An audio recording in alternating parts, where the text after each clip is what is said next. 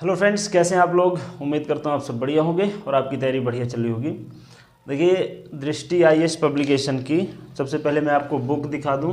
I hope कि ये book आपको दिख रही होगी। इसका कवर पेज अब चेंज हो गया है।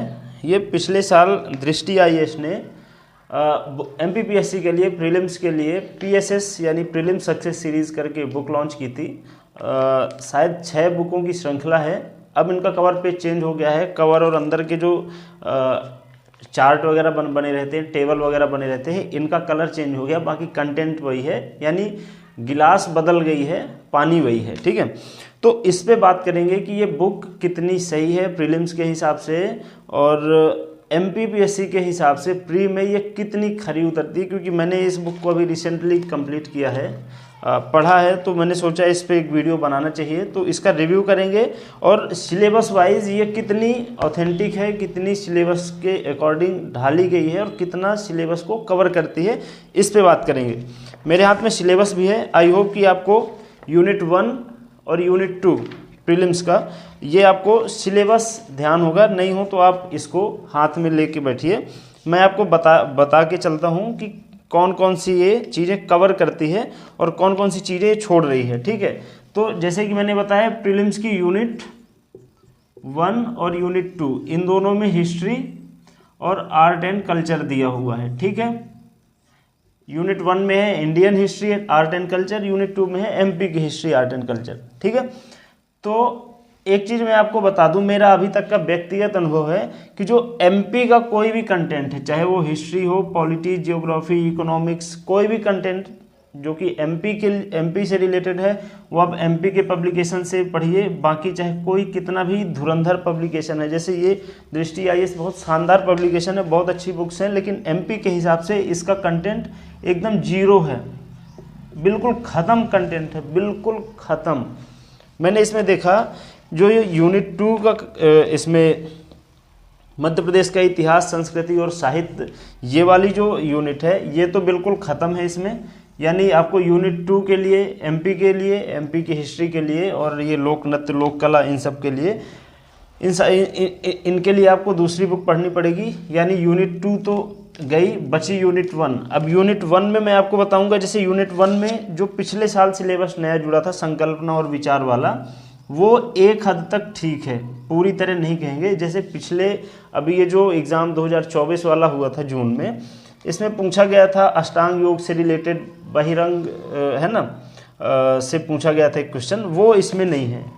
यानी ये वो फैक्ट इस बुक में नहीं है। अष्टांग योग दिया है, लेकिन अंतरंग और बहिरंग साधना, मतलब वो जो है ना, उनके बारे में नहीं बताया गया। केवल टेबल दे दी गई है कि कौन कौन से अष्टांग योग में कौन कौन सी चीज़ें आती हैं। ठीक है, बाकी संकल्पना और विचार वाला लगभग ठीक है, कवर कर लेती है।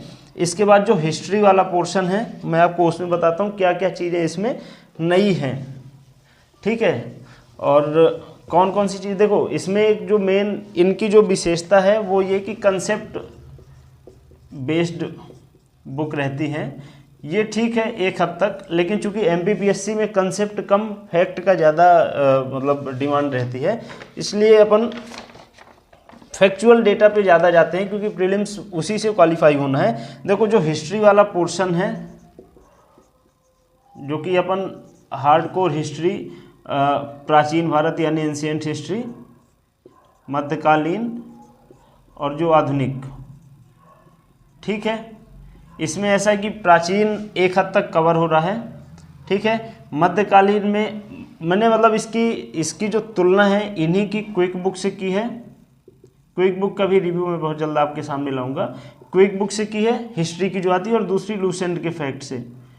ठीक है, ये दोनों बुक मेरी पढ़ी हुई है, मैंने उससे तुलना की। प्राचीन तो फिर भी ठीक है एक हद तक, मध्यकालीन में थोड़ा सा फैक्ट जो है तो कम दिखते हैं। आधुनिक भारत में इन्होंने क्या किया है कि जैसे अपनी जो मैं यूनिट का कंटेंट बता रहा हूँ, एक तो प्राचीन और मध्यकालीन भारत के इतिहास की प्रमुख विशेषताएं, घटनाएं एवं उनकी प्रशासनिक, सामाजिक, आर्थिक व्यवस्थाएं, ये तो हो गया प्राचीन और मध्यकालीन का एक लाइन में।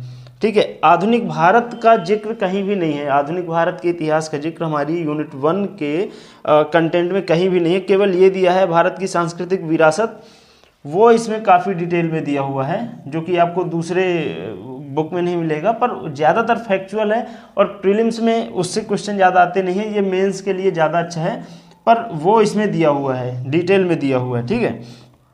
इसके अलावा 19वीं 20वीं सदी में सामाजिक धार्मिक सुधार आंदोलन, जिससे कि लगातार क्वेश्चन आए हैं, वो इसमें बढ़िया दिया हुआ है, ठीक है। इसके अलावा स्वतंत्रता संघर्ष एवं राष्ट्रीय आंदोलन, मतलब आधुनिक भारत का इतिहास, इस लाइन के साथ इन्होंने जिक्र नहीं किया है। तो ऐसे ही इन्होंने भी जिक्र नहीं किया है। इन्होंने क्या किया है कि मध्यकालीन भारत में जैसे मुगल काल के बाद जो उत्तर मुगल है ना शासक थे, उनका जिक्र किया है। इसके बाद ये सीधे आ जाते हैं जो विद्रोह शुरू होते हैं 1857 के विद्रोह के पहले, जो विद्रोह होते हैं, नील विद्रोह, अहोम विद्रोह, ये जो हैं, ठीक है। मतलब ब्रिटिश के प्रति भारतीयों की प्रतिक्रिया नाम से चैप्टर है।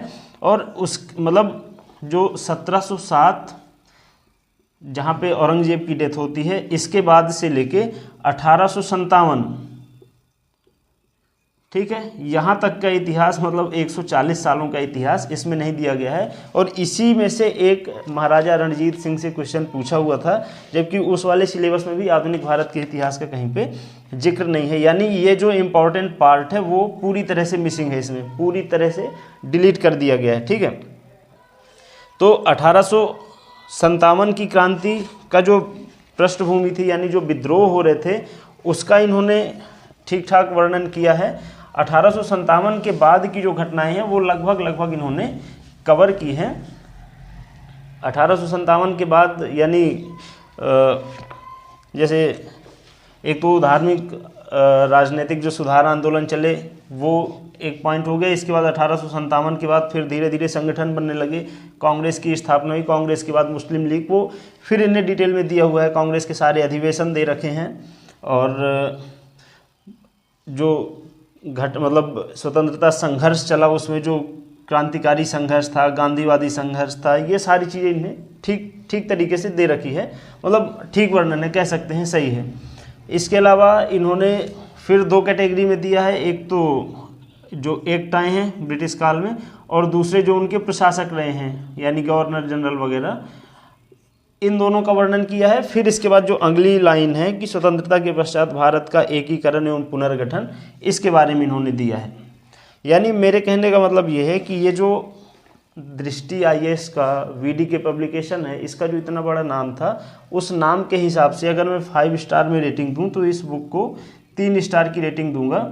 यानी अगर आपको एमपीपीएससी प्रीलिम्स की यूनिट 1 पूरी तरह कंप्लीट करनी है तो आप केवल इस पे भरोसे नहीं रह सकते, आपको लूसेंट का सहारा तो बिल्कुल लेना ही लेना पड़ेगा, क्योंकि बहुत सारे फैक्ट हैं जो कि इसमें नहीं दिए गए हैं।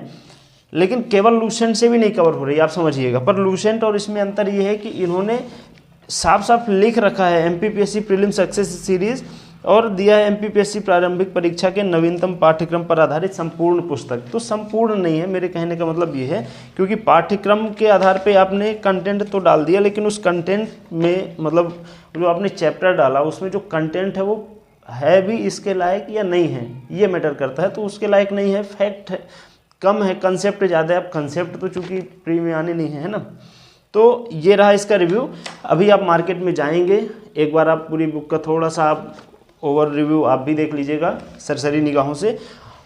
जैसे जो मैंने बताए हैं चैप्टर, वो उन पे ज़रूर आप देख लेना। जैसे कि मैंने बताया हुआ है 1707 से लेकर 1857 तक का जो उस बीच का जो समय है, मतलब उसी बीच में आंग्ल मराठा युद्ध हुए, आंग्ल मैसूर युद्ध हुआ, ठीक है, अंग्रेज़ों और फ्रांसीसियों बाकी दूसरी कंपनियों के बीच में संघर्ष हुआ, आंग्ल सिख युद्ध हुआ, ये सारी चीज़ें इसमें नहीं दी हुई हैं। वहाँ से क्वेश्चन आ जाते हैं, ठीक है। एक तो ये हो गया। दूसरा, फैक्ट कम है तो आपको लूसेंट को बीच बीच में देखना पड़ेगा। बहुत सारे फैक्ट ऐसे हैं जो कि इसमें नहीं दिए हैं और उनसे क्वेश्चन आए हुए हैं, तो थोड़ा आप एक बार देख लीजिएगा। तो ऐसी ये बुक है। और अभी इनकी 5 बुकें और हैं, उनको जैसे जैसे मैं पढ़ता जाऊंगा उनका रिव्यू आपके सामने प्रस्तुत करूंगा, ठीक है। तो आई होप कि अब इस बुक को लेके आपकी जो जिज्ञासाएं हों शांत हो गई होंगी। चैनल पे अगर नए हैं तो कृपया चैनल को सब्सक्राइब कर लीजिएगा, ठीक है। और ऐसे ही कंटेंट के लिए चैनल से जुड़े रहिएगा, बीच बीच में ऐसे कंटेंट लाता रहता हूँ, ठीक है। ख्याल रखिए अपना, मिलते हैं अगले वीडियो में। नमस्कार।